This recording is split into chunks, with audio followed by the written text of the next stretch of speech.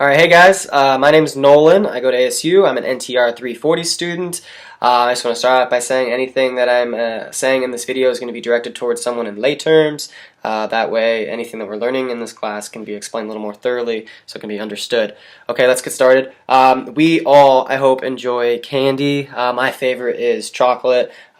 Just in the past few years, I've been eating a lot more dark chocolate because of people's advice telling me that dark chocolate is a little more healthier.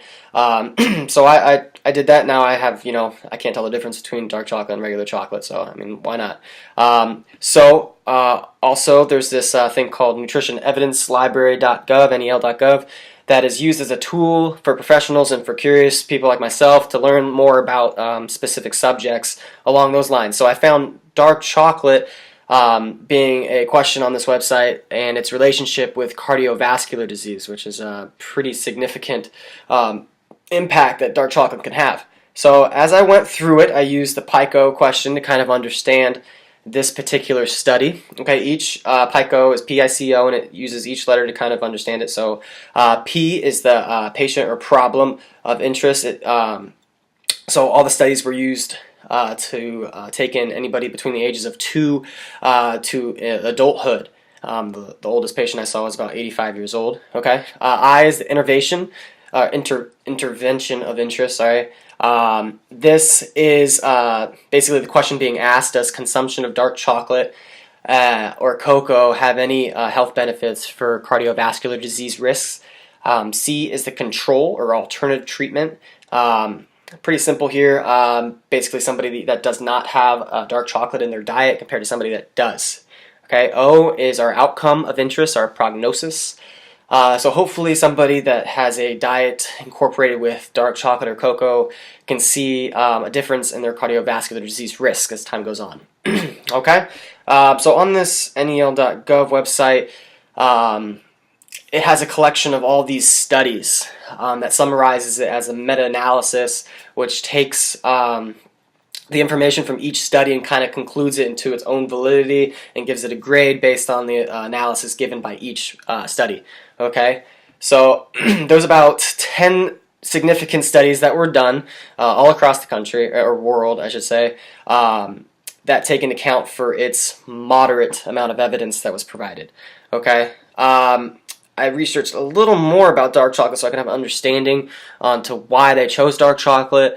Dark chocolate has what we call flavonoids, which is pretty similar to amino acids as far as like subcategories. So we have flavonoids, and subcategories we have polymers and monomers. Both of those are very high in dark chocolate. So these studies are looking at those specifically. Okay. So I'm just going to go over a few of the studies that were done because I don't have enough time to kind of go over all of them. There was one study in 2008 that used 6 randomized control trials to conclude that it did have an impact and to improve flow mediation and dilation of vessels.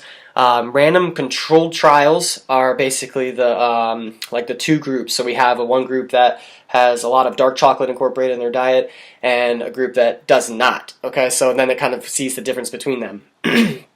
Another study was in 2006 that used 21 of those randomized controlled trials and 11 prospective cohort studies, which is the examination longitudinally with a group of people. So as time goes on, they see the progress.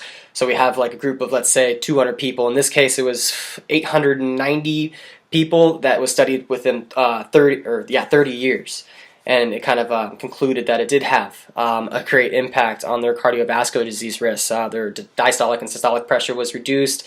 So a lot of evidence backing that up for dark chocolate and cardiovascular disease risks. Unfortunately, not all the studies that were done were similar, so that's why it had a moderate evidence backing. There was one study done in Australia that saw no relationship of dark chocolate and cardiovascular disease risks. It was looking at the cholesterol levels more specifically. That did not see any relationship. So that's why this evidence for Nutrition Evidence Library considered it a moderate amount of evidence. Okay, so that's pretty much it. I hope anybody can incorporate dark chocolate in their diet, considering that there is a significant amount of evidence on this website that pertains to the relationship of the two.